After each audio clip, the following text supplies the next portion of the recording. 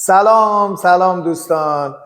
اینجا یه مهمون داریم، مهمون فوق شانگولی پاچه آغوز پیرزن پاچه آغوز. آخه اینو نمیدونم یادتون هست یا نه، همون حاج خانومیه که چند مدت پیش یه خانوم دیگری از روستا اینو آورده بودن و تعریف میکردن که یک همسایه‌ای داریم و اون همسایه اینو با یه سگ دیگه که نمیدونم از کجا آورده جفتگیری مینداخته و توله کشی میکرد و توله هاشون میفروختن که چندین بار این کارو کرد تا حیوانکی تصادف میکنه. بیا بابا، تصادف میکنه و دیگه به خرجشو نمیده، هزینه‌هاشو نمیده و اون خانوم میاره اینجا. از اون تصادفش هم انگاری باز چند مدت گذشته بود. هر دو تا پاش خیلی وحشتناک میشکنه از جاهای مختلف. خب تو همینطور که میبینید جونی نداره، خیلی ریزی پیز است. حالا شما فکر بکن لاستیک ماشینم از روش رد بشه یا اصلا با ماشین با موتور حتی برخورد کنه، نابود میشه.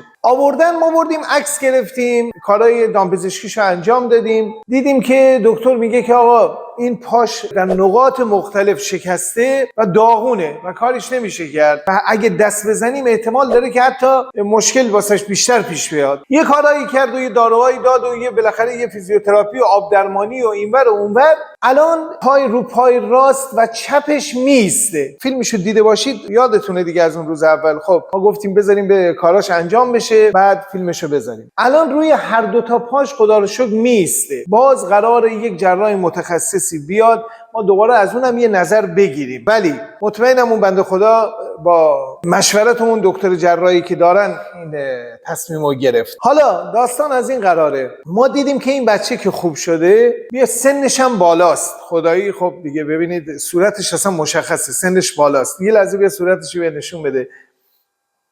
جان نترس باشه، نترس. جانا قربان، جانا قربان، جانا قربان، جانا قربان، جانا قربان، پاچه آغوز، پاچه آغوز، پاچه آغوز، جان جان جان جان جان جان جان جان جان جان جان جان جان جان جان جان.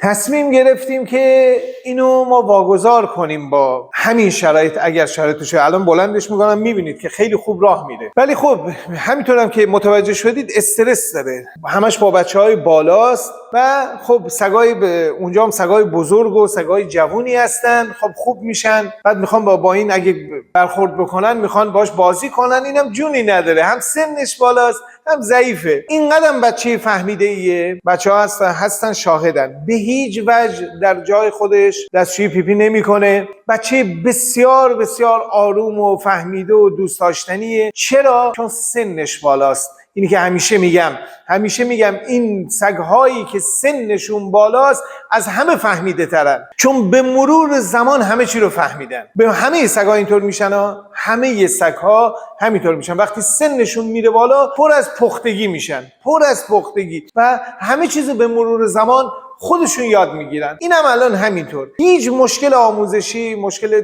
نگه داشتن نداره. فقط یه فضایی ما میخوایم که بتونیم اینو واگذار بکنیم، ازش نگهداری کنیم، نه برای زیبا پسندی، نه برای این که بگیم برای بچه‌م میخوام سگ ببرم، نه برای این که مثلا فکر بکنید رفتم سگ فروشی میخوام سگ بخرم. خیر، در راه خدا و در نهایت برای خودتون مطمئن باشید این برمیگرده. اصلا شک نکنید دیگه. راجع به این مسئله دیگه واقعا گفتن نداره، چون 100% تا الان هزاران نفر دیدید. خدای من شاهده تو گوشیم اگه بهتون نشون بدم که چند نفر از این دوستانی که بچه‌ها رو می‌خواستن از ما به سرپرستی بگیرن بعد به من پیام دادن گفتن که وای محمدی ما تا تصمیم گرفتیم که این کار رو انجام بدیم اون آرزویی که خیلی وقت داشتیم برآورده شد. یکی دیگه گفت وای اون خواسته‌ای که داشتم برآورده شد، وای اون دعایی که همیشه می‌کردم برآورده شد. شاید یک سری‌ها فکر بکنن این حرفا خرافات کلیشه‌ای. مهم نیست، قرار بر این نیست که همه چیزو باور بکنن، قبول بکنن. چیزی که ما دیدیم،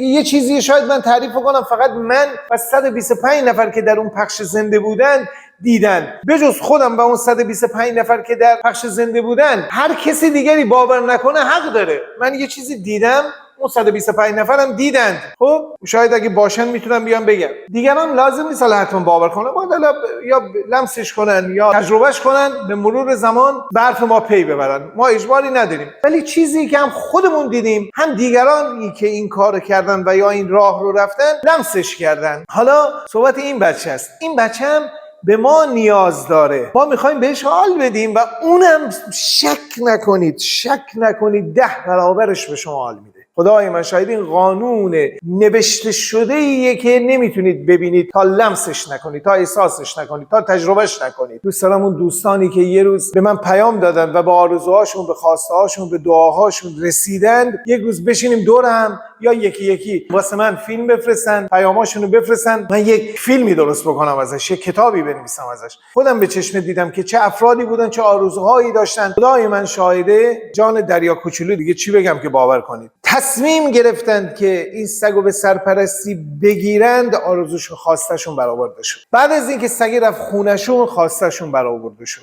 اصلا یه دنیاییه. ببینید چرا؟ چون سگ تنها موجودیه که اومده انسانو به تکامل برسونه. متاسفانه یه سری که باهاش مخالفن به این موضوع پی بردن. اونا از ما زودتر به این موضوع پی بردن. کسانی که با سگ مخالفن از ما زودتر به این موضوع پی بردن که سگ اومده انسانو به تکامل برسونه. واسه همین باش مخالفن، چون نمیخواد شما به تکامل برسید. انسانو به معرفت میرسونه، انسانو به کمال میرسونه، چشمو باز میکنه، قلبو باز میکنه، با طبیعت و اجزای اون آشنا میکنه. میتونید امتحان بکنید، یا از کسانی که این تجربه رو داشتن میتونید سوال بکنید. حالا میریم سراغ این بچه، راه رفتنشو ببینیم.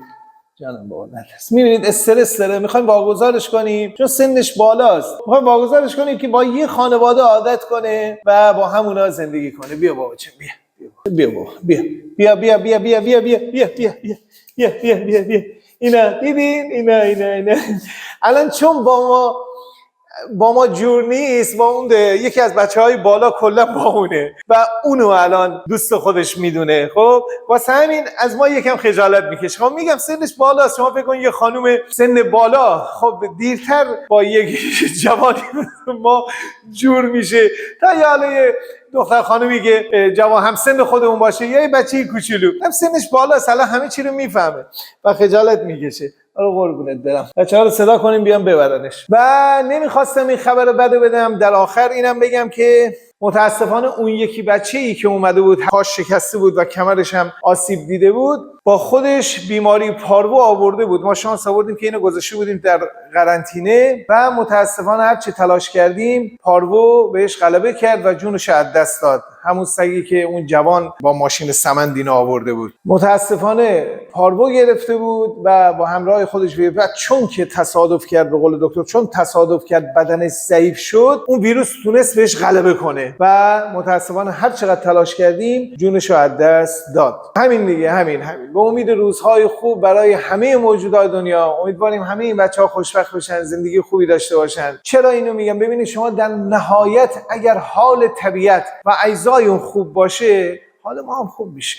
اصلا روی این موضوع شک نکنید. چرا اینقدر تاریکی هست؟ چرا اینقدر خرابی هست؟ چرا اینقدر شما همین امروز این فیلمی که از یکی از شهرهای اوکراین پخش شده که پوتین اونجا بمباران کرده بود، دیدید؟ چرا همه تاریکی، نابودی، تخریب؟ چرا؟ من کاری ندارم چه این مقصر باشه اون مقصر، اصلا صحبت تقصیر نیست. اصلا چرا جنگ؟ اصلا چرا تخریب؟ چرا خرابی؟ با هم زندگی کنیم، با هم بریم. اصلا مرزها رو بردارید، بذارید همه برن بیان، با هم سلام مخلصیم، حالشو لبخند، زیبایی. چرا همش یک مشت سیاستمدار باعث شدن همه به جان هم بیفتن؟ ای من برترم تو برتر نیستی، من بهترم تو فلانی. و هممونو در نهایت از یه جا اومدیم، و جالب اینجاست که دوباره قراره برگردیم به یک جا. اومدیم آزمایش بشیم و ببینیم دوباره آیا اینی که ما رو تیکه تیکه کرده، به قسمت‌های مختلف تبدیل کرده، آیا ما واقعا دوباره میتونیم به یک روح واحد تبدیل بشیم؟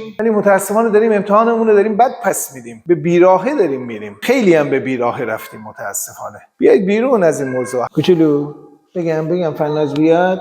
آره بگم بیاد. آره قربونت. آره بابا.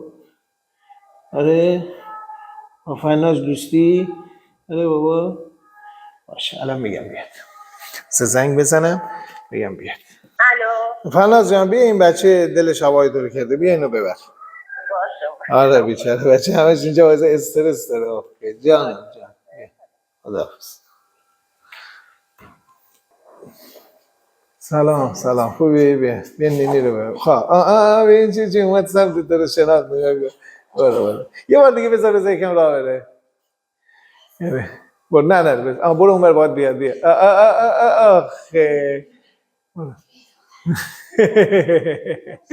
ببرش. مرسی خدا حافظ.